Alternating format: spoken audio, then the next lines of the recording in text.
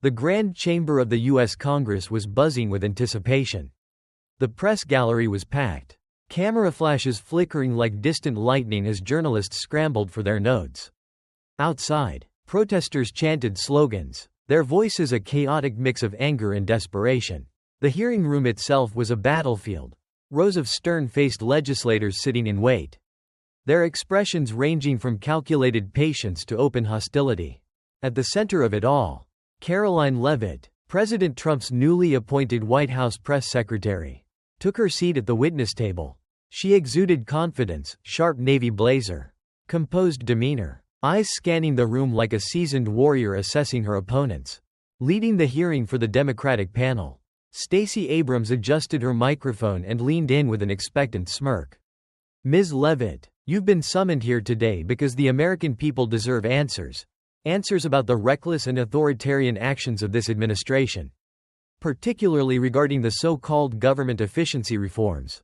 Karoline tilted her head, her lips curving into a half-smirk. That's quite the introduction. Congresswoman Abrams, I was under the impression that today's hearing was about taxpayer accountability. But I see we're starting with a dramatic retelling of recent events. The room tensed. Abrams' eyes narrowed. Is that what you call it, dramatic? She gestured toward a large screen that flickered to life, displaying footage from a recent anti-Elon Musk protest. The video was chaotic. Protesters waving signs that read, "Stop the Trump-Musk regime," and "Defund fascism," while chanting angrily. You see this? These are Americans outraged at what's happening in this country. This administration is handing over the reins of government to an unelected billionaire, Elon Musk, who is gutting critical programs under the guise of efficiency. Meanwhile, the people who rely on these programs are left out in the cold. Congresswoman, with all due respect, Karoline replied, her voice smooth but cutting. I find it fascinating that you're more upset about Elon Musk exposing corruption than about the actual corruption itself. A murmur rippled through the audience. Senator Josh Hawley, seated on the Republican side, hid a small grin behind his hand. Karoline pressed on. Democrats are in full-blown meltdown mode over this. Why? Because the moment Musk started working with the Department of Government Efficiency, we began uncovering things certain people would rather keep buried. Wasteful spending, shady backdoor deals, taxpayer money funneled into media initiatives that just so happened to benefit progressive outlets. And now, suddenly, protests erupt, and your side starts screaming about a war against the administration. Sounds a little insurrectionist, don't you think? The Democratic side erupted in protest. Stacey Abrams' face tightened, her fingers drumming on the desk. That's an outrageous comparison. Is it? Karoline challenged. Because if a Republican senator stood at this podium and called for people to fight in the streets, we both know the headlines would read, "Domestic terror threat." But when it's progressives doing it, somehow it's just a passionate defense of democracy. Funny how that works. The hearing room fell into stunned silence, except for the clicking of journalists furiously typing on their laptops. Abrams sat back in her chair, exchanging a brief glance with Alexandria Ocasio-Cortez, who whispered something under her breath. Karoline folded her hands on the table, meeting Abrams' gaze head-on. If this hearing is about transparency, then let's have an honest discussion. But if it's just an attempt to grandstand and villainize the people actually working to fix this country, well, she paused, letting her words linger. Well, then I'd say you've already got your headlines written. The battle lines were drawn, and this hearing was just getting started. A low murmur ran through the hearing room, the Democratic panel shifting uncomfortably in their seats as Karoline's words landed like well-placed blows. Stacey Abrams leaned forward, a thin smile playing at the corners of her mouth as she shuffled her notes. Ms. Leavitt, if I didn't know better, I'd say you're enjoying yourself up here. But let's get serious for a moment. This administration has. Karoline raised a hand slightly, cutting her off, not rudely, just enough to show who really controlled the room. Oh, Congresswoman, trust me, I'm dead serious. You want serious? Fine, let's talk about what's actually happening. She leaned forward, her fingers tapping the table rhythmically. Earlier today, I had the privilege of stepping onto this very stage and watching the entire progressive establishment completely unravel. A few Republican senators chuckled. Even the chairman raised an intrigued eyebrow. Why? Karoline tilted her head mockingly.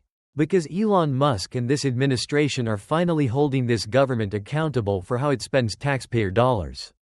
She lifted a printout from her folder, reading it aloud with theatrical emphasis.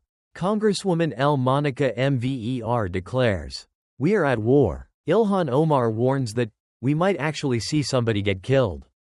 And Chris Van Hollen, oh, he's feeling particularly bold, says, "We have to fight this in Congress. We have to fight this in the streets." Karoline paused, letting the words linger before casually setting the papers down and looking directly at Abrams. "So what now? Are we just openly calling for political violence?" The air was thick with tension. The hearing had turned into a political battleground, and the war of words had only just begun.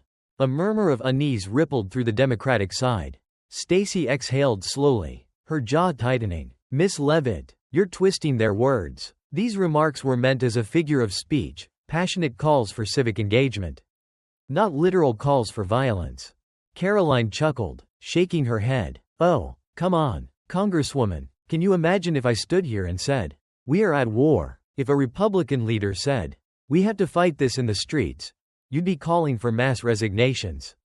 MSNBC would be running a 24-hour special on domestic terrorism.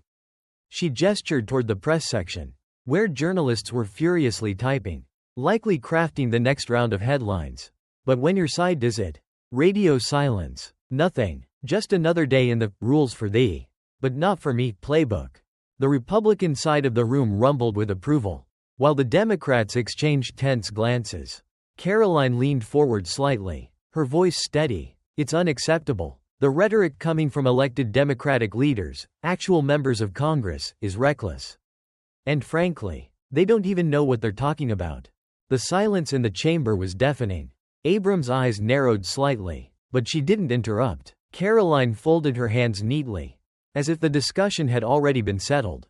"Now, if we're done pretending this isn't happening, maybe we can actually start talking about the real issue at hand."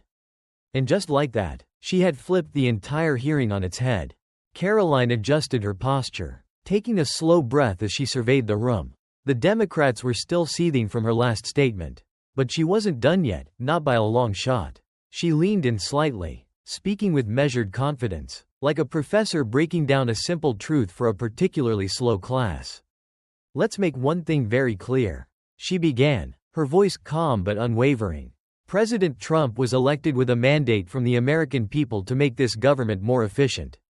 She let the words settle, allowing the weight of that statement to hang in the air. He campaigned across this country with Elon Musk, and together, they made a very simple promise, that Musk would lead the Department of Government Efficiency and do what he does best: eliminate waste, cut unnecessary spending, and hold Washington accountable. That's all that's happening here.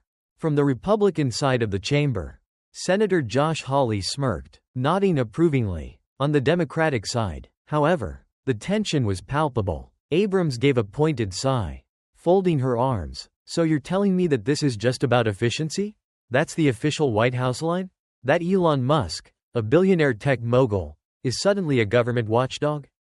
Karoline didn't even blink. "That's not the official White House line, Congresswoman. That's reality." She gestured toward the row of documents and audit reports neatly stacked before her. "And guess what? When you start looking at the receipts, it's amazing what you find." The press gallery erupted into furious typing. Abrams leaned forward, lowering her voice into something almost rehearsed in its intensity. "And yet, while you sit here defending Musk's so-called efficiency, your administration is gutting funding for vital programs.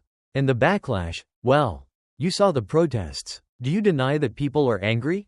Karoline let out a small, almost amused exhale. "Angry? Sure, they're angry. But ask yourself, why?" She tapped her fingers against the table, feigning deep contemplation. "Is it because Elon Musk and this administration are actually doing what we said we would do?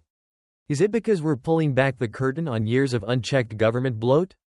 Or is it because a few progressive elites are suddenly realizing their favorite pet projects are under review?"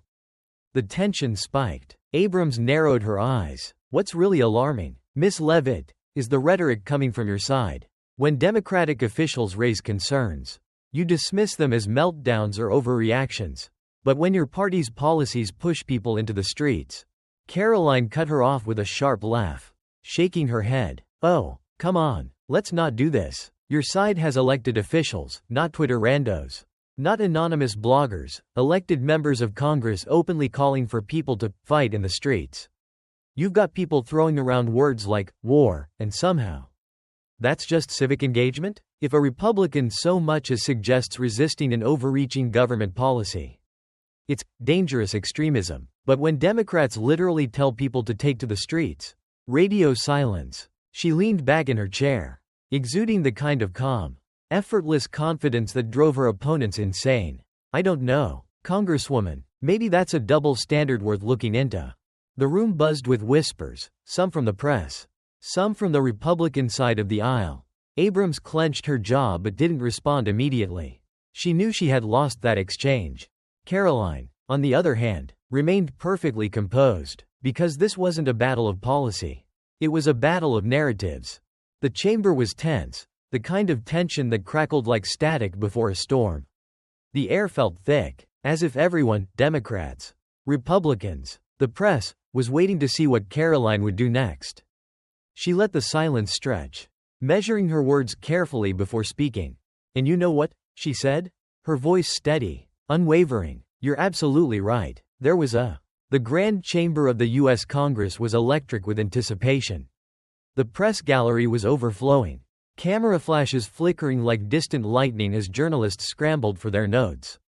Outside, a chorus of protesters chanted their defiance, their voices a chaotic blend of anger and desperation. Inside, the hearing room was a battlefield. Rows of stern-faced legislators sat like statues, their expressions ranging from cool calculation to open hostility. At the center of it all, Karoline Leavitt, President Trump's newly appointed White House press secretary, took her seat at the witness table. She exuded confidence, her sharp navy blazer crisp, her demeanor composed, her eyes scanning the room like a seasoned warrior assessing her opponents. At the head of the Democratic panel, Stacey Abrams adjusted her microphone, a smirk playing at the corners of her mouth. "Ms. Leavitt, you've been summoned here today because the American people deserve answers. Answers about the reckless and authoritarian actions of this administration, particularly regarding the so-called government efficiency reforms." Karoline tilted her head slightly, her lips curving into a half-smirk. "That's quite the introduction, Congresswoman Abrams. I was under the impression that today's hearing was about taxpayer accountability. But I see we're starting with a dramatic retelling of recent events." The room tensed. Abrams's smirk faltered only slightly before she pressed on. "Is that what you call it? Dramatic?" She gestured toward a large screen behind her, which flickered to life, playing footage from a recent anti-Elon Musk protest. The video was chaotic.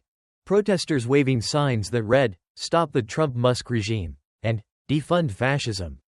Their voices filled with rage. "You see this? These are Americans, outraged at what's happening in this country. This administration is handing over the reins of government to an unelected billionaire, Elon Musk, who is gutting critical programs under the guise of efficiency. Meanwhile, the people who rely on these programs are being left out in the cold."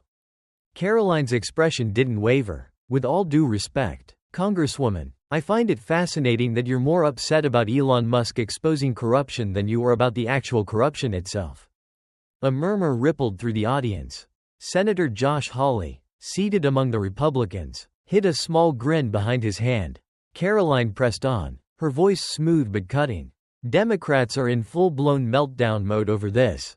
Why? Because the moment Musk started working with the Department of Government Efficiency, we began uncovering things certain people would rather keep buried. Wasteful spending, shady backdoor deals, taxpayer money funneled into media initiatives that just so happened to benefit progressive outlets. And now, suddenly, protests erupt and your side starts screaming about a war against the administration. Sounds a little insurrectionist, don't you think?" The Democratic side erupted in protest. Abrams's face tightened, her fingers drumming against the desk. "That's an outrageous comparison. Is it?" Karoline countered. "Because if a Republican senator stood at this podium and called for people to fight in the streets, we both know the headlines would read, 'Domestic terror threat.'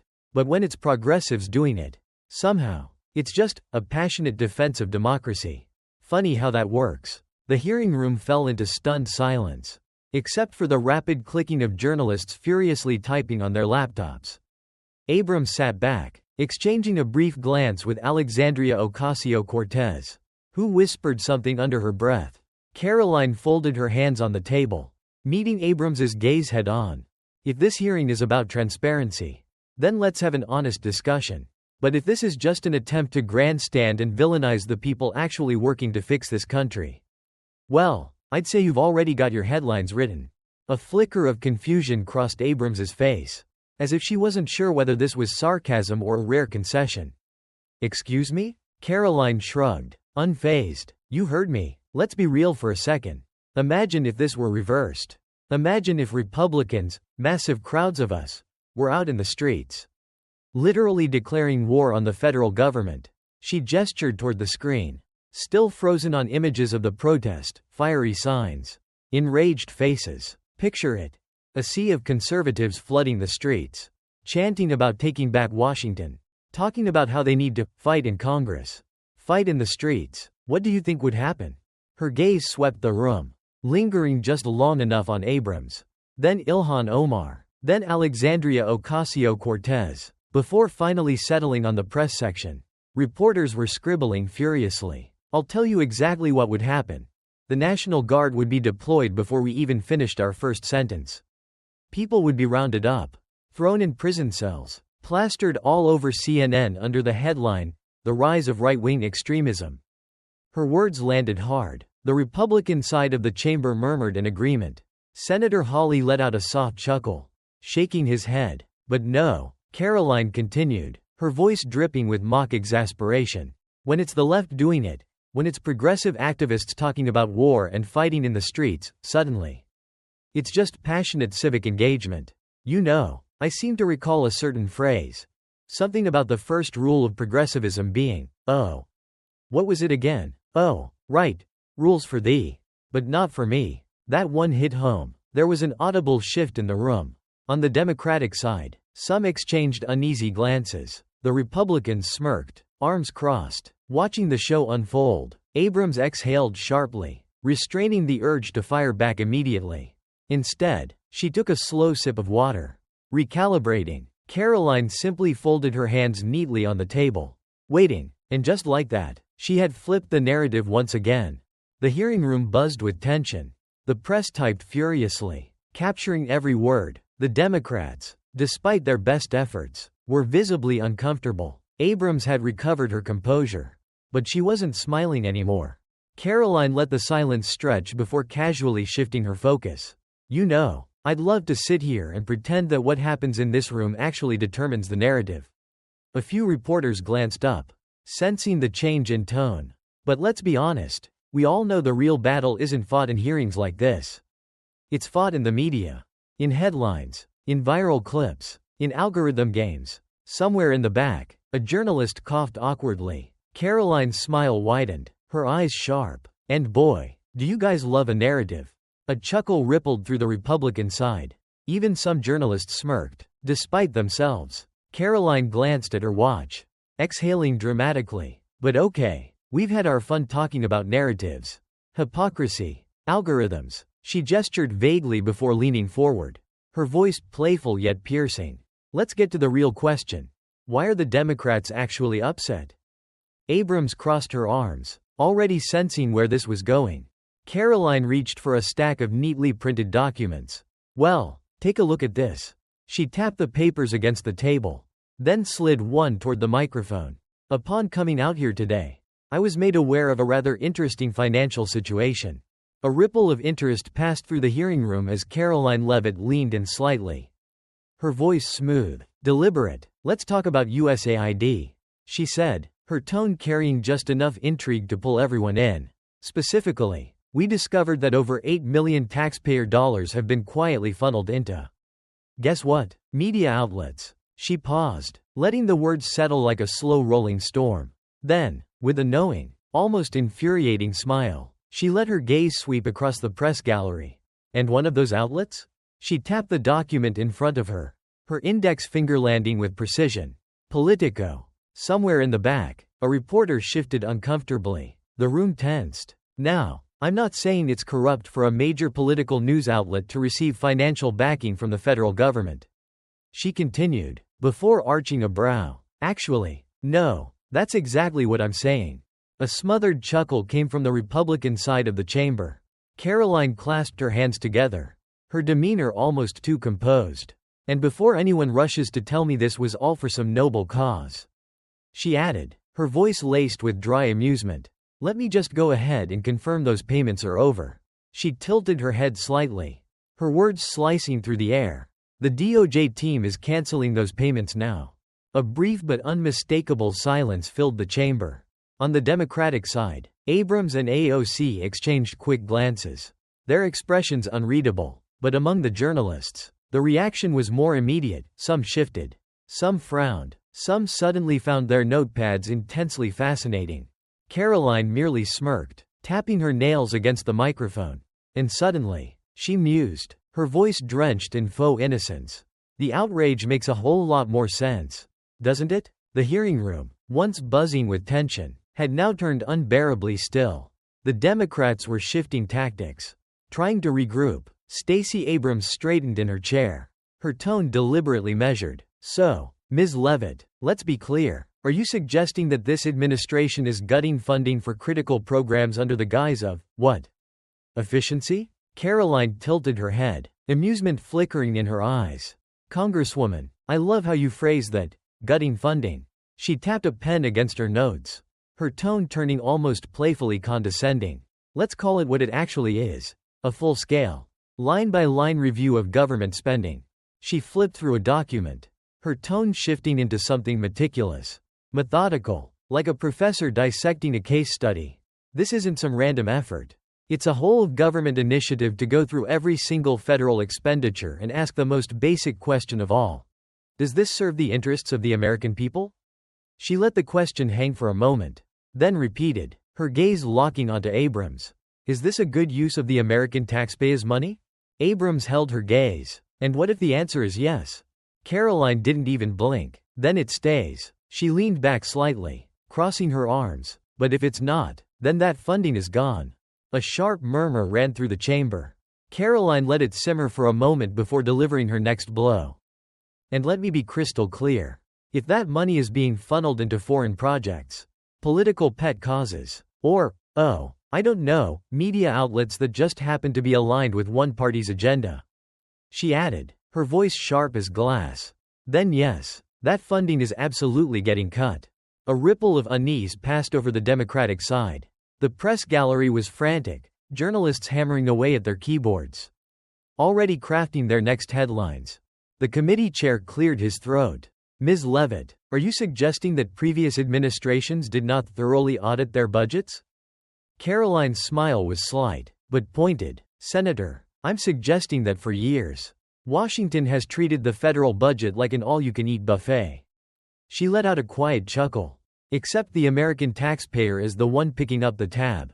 The Republican side chuckled while the Democrats remained stone-faced. But this president and his team? Karoline gestured toward the stack of reports in front of her. They're flipping the table over. She spread her hands wide, as if stating the most obvious truth in the world. And you know what happens when you actually start looking at the receipts? She tapped the documents in front of her. You find things. The room was dead silent. Karoline smirked ever so slightly. And when you find things, you start making changes. And when you start making changes, she let out a small, almost pitying sigh. Some people in this room suddenly become very, very unhappy. Her words lingered, heavy with implication, because the truth was simple. The money had been exposed. And now, for the first time in a long time, someone was actually following it. The Democrats had come in believing this hearing would be about Trump's so-called reckless budget cuts. But now, the spotlight was squarely on them. Karoline drummed her fingers lightly against the desk, her expression unreadable. Then, as if she had just remembered something, she reached for another folder, sliding it across the table with slow deliberation. So, in case anyone missed it, she said, tapping its cover, let's go over this one more time. A murmur of unease rippled through the press gallery as Karoline flipped open the folder. As it turns out, USAID, an agency that, might I remind you, is currently in the process of being completely restructured under Elon Musk's oversight, has been quietly funneling millions of federal dollars into certain media initiatives. She let the words hang in the air like an oncoming storm. Then, slowly, deliberately, she let her gaze sweep over the room, locking eyes with the reporters, the politicians, the committee members, one by one. "And now that we've found it," she murmured, "we're shutting it down." A ripple of interest passed through the room as Karoline Leavitt leaned forward. Her expression poised yet brimming with a-controlled intensity. "Let's talk about USAID," she announced, letting the weight of her words settle over the chamber. Because as it turns out, over $8 million in taxpayer dollars have been quietly funneled into, guess what, media outlets. She let her gaze sweep across the press gallery, a knowing, almost infuriating smile tugging at her lips. Then, with deliberate precision, she tapped the document before her. "And one of those outlets," she continued, her voice dripping with amusement, "is Politico." From the back of the room, a reporter shifted uncomfortably. Others exchanged uneasy glances. Karoline let the moment stretch before finally adding, "Now, I'm not saying it's corrupt to have a major political news outlet receiving financial backing from the federal government." She paused, then tilted her head slightly, her smile widening. "Actually, no, that's exactly what I'm saying." A stifled chuckle rippled from the Republican side of the room, while on the Democratic bench, Stacey Abrams' expression remained unreadable. Karoline clasped her hands together and leaned slightly forward. "And before anyone rushes to tell me this was all for some noble cause," she said, her voice smoothly cutting through the silence, "let me just go ahead and confirm, those payments? They're over. The DOJ team is canceling them." The chamber fell into a brief but unmistakable silence. On the Democratic side, Abrams and AOC exchanged glances, calculating, measured. But the journalists? The reaction was immediate. Some shifted in their seats. Some frowned, and others suddenly found their notepads intensely fascinating. Karoline smirked, her nails tapping rhythmically against the microphone. And suddenly, she mused, "The outrage makes a whole lot more sense, doesn't it?" The tension in the hearing room thickened. Karoline had just dropped a bombshell. And everyone knew it. The Democrats were scrambling to regroup, while the journalists were caught between reporting the story and being the story. Stacey Abrams inhaled sharply, her voice measured as she leaned in. "Are you accusing journalists of being government operatives, Ms. Leavitt?" Karoline didn't blink. "Oh no, Congresswoman," she said, her voice as smooth as silk. "I'm simply saying that many of these very recognizable, household name progressive media outlets, Politico, for instance, have pretty much never been profitable." She let the statement land. "They've just been kept afloat by corrupt federal handouts." A wave of hushed voices rippled through the hearing room. From the press section, a few reporters shifted uncomfortably. Senator Josh Hawley let out a quiet chuckle, shaking his head in amusement. Karoline clasped her hands together, adopting a tone of mock sympathy. "And what does that mean?" "It means that many of these so-called independent and fearless journalists aren't exactly independent." "Are they?" She turned her attention to the press gallery, her gaze twinkling with feigned curiosity. "It's funny, really. You'd think a room full of reporters would be a little more interested in the fact that millions of taxpayer dollars have been used to prop up their colleagues." The silence was deafening. AOC, sitting on the Democratic panel, finally spoke up, her tone sharp. "Ms. Leavitt, that's a reckless and dangerous accusation."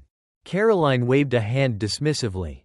"Oh, Congresswoman, don't be so dramatic," she said, her tone laced with mock exasperation. "It's not an accusation, it's a financial statement." She gestured toward the documents in front of her. "It's all right here." AOC's jaw tightened, but she didn't interrupt again. Karoline shrugged. "So, go figure," she said, her tone turning light and almost amused. "Turns out, a lot of the progressive media outlets you're all very familiar with, they're not just aligned with the Democrats. They're paid to be." The room erupted into quiet chaos. Journalists frantically typed, whispered, stole glances at each other. On the Republican side, satisfaction gleamed in their eyes. Meanwhile, Karoline simply sat back, her expression unreadable, because the truth was out now, and there wasn't a single thing they could say to undo it. She flipped through the final pages of her document as if she had all the time in the world. Then, With deliberate slowness, she leaned forward. All right, let's wrap this up with something simple. Her voice was level, deliberate. I know there's been a lot of hand-wringing. A lot of performative outrage from my friends across the aisle about the budget cuts this administration is making. She gestured vaguely toward the Democratic side, not even bothering to look. So let's talk about what's actually getting cut. She picked up a single sheet of paper, holding it between her fingers. This is a short, very short, list of some of the things your tax dollars have been funding. A beat of silence. Then she began reading. $2 million for sex changes in Guatemala. $6 million to fund tourism in Egypt. $4 million on a new Sesame Street show in Iraq. $4.5 million to combat disinformation in Kazakhstan. She lowered the paper slightly, letting the words sink in. A murmur of disbelief rippled through the hearing room. Stacey Abrams exhaled sharply, shaking her head. These programs serve important diplomatic and humanitarian goals. Karoline raised a hand, cutting her off. Congresswoman, tell me, what's the diplomatic benefit of funding Sesame Street in Iraq? A flicker of hesitation crossed Abrams' face. Or why exactly are American taxpayers footing the bill for sex changes in Guatemala while there are North Carolinians and Californians who have lost everything and gotten nothing from this federal government?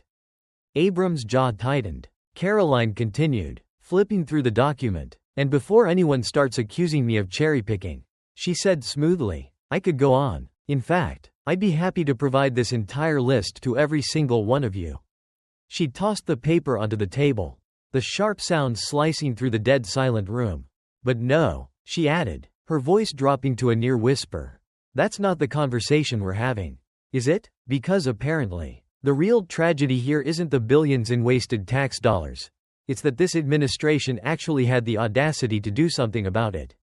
A beat of silence. Then Karoline smiled slightly, glancing at her watch. And here's the thing, she added, tilting her head. It's only Wednesday. A few Republicans chuckled at the sheer confidence of the statement. Karoline closed the folder in front of her and looked up at the panel. This president will continue to put Americans first. She gathered her papers and stood smoothly. And I think the successes of this week so far speak for themselves. She nodded once toward the panel, then glanced at the press section, flashing one last knowing smirk. I'll see you all later this week. And with that, she turned and walked out, leaving behind a room full of people who, for the first time that day, had absolutely nothing to say. The Department of Government Efficiency was finally doing what no one before had dared, putting the federal budget under a microscope. And in doing so, they had exposed a level of waste and corruption that sent shockwaves through the chamber. Stacey Abrams exhaled sharply, leaning forward with a carefully measured expression. Are you accusing journalists of being government operatives, Miss Leavitt? Karoline didn't blink. Oh no, Congresswoman, she said, her voice smooth as silk. I'm saying that many of these very recognizable, household progressive media outlets, Politico, for instance, have pretty much never been profitable. A hushed murmur spread through the hearing room. Some reporters shifted uncomfortably in their seats. Josh Hawley let out a quiet chuckle, shaking his head. Karoline clasped her hands together, her tone turning mockingly sympathetic. And what does that mean?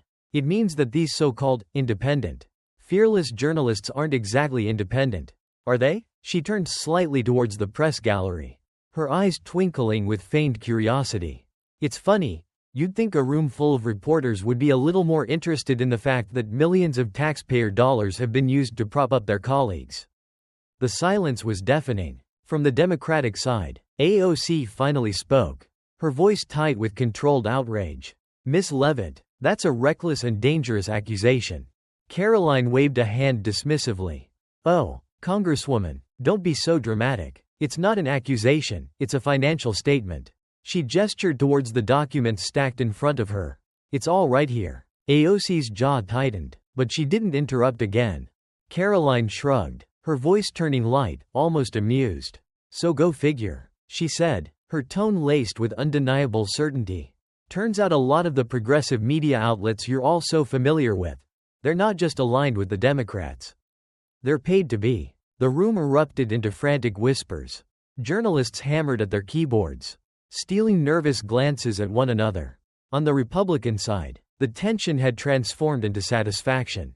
Karoline simply sat back, her expression unreadable, because everyone in that room knew she was right, and there wasn't a single thing they could do to change it. The atmosphere in the chamber had shifted. The Democrats looked cornered, the press visibly uneasy, and the Republicans? They were simply enjoying the show. Karoline flipped through the final pages of her document as if she had all the time in the world. "All right," she said, voice level and deliberate, "let's wrap this up with something simple. I know there's been a lot of hand-wringing, a lot of performative outrage from my friends across the aisle about the budget cuts this administration is making." She gestured vaguely in the direction of the Democratic panel, not even bothering to look. "So let's talk about what's actually getting cut." She picked up a single sheet of paper, holding it delicately between her fingers. "This is a short, very short, list of what your tax dollars have been funding." A beat of silence. Then she began reading. $2 million for sex changes in Guatemala. $6 million to fund tourism in Egypt. $4.5 million to combat disinformation in Kazakhstan. And, oh, this one's my favorite, $1 million for a new Sesame Street show in Iraq. She paused, lowering the paper slightly, letting the words sink in. A low murmur rippled through the hearing room. Stacey Abrams exhaled sharply, shaking her head. "These programs serve important diplomatic and humanitarian goals." Karoline raised a hand, cutting her off. "Congresswoman, tell me, what's the diplomatic benefit of funding Sesame Street in Iraq?" A flicker of hesitation crossed Abrams' face. "Or why exactly are American taxpayers footing the bill for sex changes in Guatemala while there are North Carolinians and Californians who have lost everything and gotten nothing from this federal government?" Abrams' jaw tightened. Karoline flipped through the document once more. "And before anyone starts accusing me of cherry-picking, I could go on. In fact, I'd be happy to provide this entire list to every single one of you." She tossed the paper onto the table, the sound sharp in the dead silent room. "But no," she continued, voice silk smooth, "that's not the conversation we're having.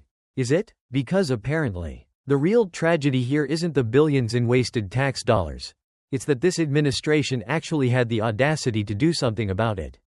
A beat of silence. Then Karoline smiled slightly, glancing at her watch. "And here's the thing," she added, tilting her head slightly, "it's only Wednesday." A few Republicans chuckled at the sheer confidence of the statement. Karoline closed the folder in front of her and looked up at the panel. "This president will continue to put Americans first," she said, gathering her papers and standing smoothly. "And I think the successes of this week so far speak for themselves." She nodded once toward the panel, then turned to the press gallery, flashing one last knowing smirk. "I'll see you all later this week. And we'll see you this afternoon." With that, she turned and walked out, leaving behind a room full of people who, for the first time that day, had absolutely nothing to say. The hearing room was still reeling from Karoline's final statement. The Democrats were visibly tense, the press scrambling to spin the moment. And the Republicans, they were watching with satisfaction, knowing full well what had just happened. Karoline, however, remained completely unfazed. Just before the murmurs could settle, the door swung open again, and she strode back into the chamber with the same effortless confidence as before. She tilted her head slightly, smirking. "Oh, and one last thing," she said, her voice slicing through the noise like a blade. The room froze. "Have you ever seen the Democrats this upset about anything?" She paused, letting the weight of the question settle. "Because I sure haven't." The Republican side chuckled knowingly. The Democrats sat stone-faced. "And you know why?" Karoline continued, her voice cool and precise. "Because they're finally realizing that their federally funded propaganda network, the one that's been propping them up for years, is coming crashing down." A fresh wave of tension shot through the chamber. Stacey Abrams folded her arms, face carefully neutral. "Are you accusing an entire political ideology of being dependent on taxpayer-funded media?" Karoline arched an eyebrow as if the question was almost too easy. "Congresswoman, I'm not accusing you of anything. You all did that yourselves." She gestured toward the press section, where a handful of reporters had visibly tensed. "The reason this is such a problem for them is because they're finally realizing something." She leaned in slightly, voice dropping just enough to make the moment land. "Their entire political presence? It's fake." A sharp murmur ran through the chamber. Karoline smiled slightly but kept her tone steady. "Clinical. It's all astroturfed. Without this media-driven illusion of popularity, progressivism gets exposed for what it really is, just a bunch of corrupt incompetence. Silence. No one challenged her, and deep down, they all knew why. Karoline Leavitt shut the folder with a decisive snap. "Let's be conservative here," she said, her voice dropping just slightly, turning razor sharp. "We're not just talking about millions in wasted taxpayer dollars." She leaned forward, eyes glinting, the weight of the moment pressing down on the chamber. "We're talking about hundreds of billions, if not outright stolen." The hearing room was silent. Not a cough, not a whisper. The weight of her words hung in the air like a blade, ready to drop. And for the first time, no one, absolutely no one, dared to speak. Karoline let out a small, mock-satisfied sigh and spread her hands. "So, here's what I have to say about all of this." She paused, allowing the tension to build, letting them all hang on the edge of her next words. "Thank God all of this is finally getting exposed and shut down." A low murmur of agreement rumbled from the Republican side. It wasn't just satisfaction, it was vindication. She stacked her papers neatly, pushed back her chair, and stood up. "And with that, I think that's all I've got for you today." She turned, walking toward the exit, this time. For real. The press was stunned into silence. The Democrats looked like they had seen a ghost. And the Republicans? They just watched her go, knowing full well this hearing hadn't just ended. It had been won. The door closed behind her with a soft click. But the weight of her words lingered like an unshakable echo. The Democrats sat frozen, the press still gripping their pens. And the Republicans exchanged silent, knowing glances, as if they had just witnessed history being made. Somewhere in the back of the chamber, a journalist finally exhaled, realizing for the first time that they had been holding their breath. Marcus Russell, the committee chair, shifted uncomfortably in his seat. He glanced at the clock, then cleared his throat. "Well," he muttered, rubbing his temple, "I suppose that concludes today's hearing." But everyone knew the truth. This wasn't just the end of a hearing. This was the beginning of something far bigger. Within hours, clips of Karoline's testimony dominated the airwaves. Headlines flashed across every screen. White House press secretary dismantles Democratic narrative in explosive hearing. Leavitt versus the establishment, the day Washington got exposed. Media subsidy scandal. How taxpayer money fueled a political machine. Pundits scrambled to frame the damage. Analysts debated the implications. And social media? It erupted. Some called Karoline a hero. Others labeled her a destroyer. But no one ignored her. Because whether they loved or hated what had just happened, they all knew they had witnessed something irreversible. At the heart of it all, beyond the politics, beyond the media frenzy, beyond the battle lines, one fundamental truth had been laid bare. For too long, Washington had operated like a machine fueled by deception, powered by taxpayer dollars, protected by a network of media complicity. For too long, Americans had been told to trust a system that never served them. But that system? It was now exposed. And the one thing corrupt institutions fear more than anything else is exposure. Karoline Leavitt hadn't just defended an administration. She had pulled back the curtain on how the game was really played. And now? There was no putting the curtain back. The question that remained was simple. Now that the truth is out, what are we going to do with it? For the first time in a long time, the people were finally asking the right questions. This wasn't just a political battle. It was a battle over narratives, control, and truth. Karoline Leavitt didn't just win an argument. She shifted the very foundation of the conversation. She exposed the deep entanglement of media and government funding. She forced Washington to answer for decades of unchecked waste and corruption. And she proved something that Washington had long tried to suppress. Public accountability is not a relic of the past. It's a fight worth having. This story reminds us that power is only sustained as long as deception remains unchallenged. And when someone dares to challenge it, everything changes. Because truth, once revealed, is impossible to ignore.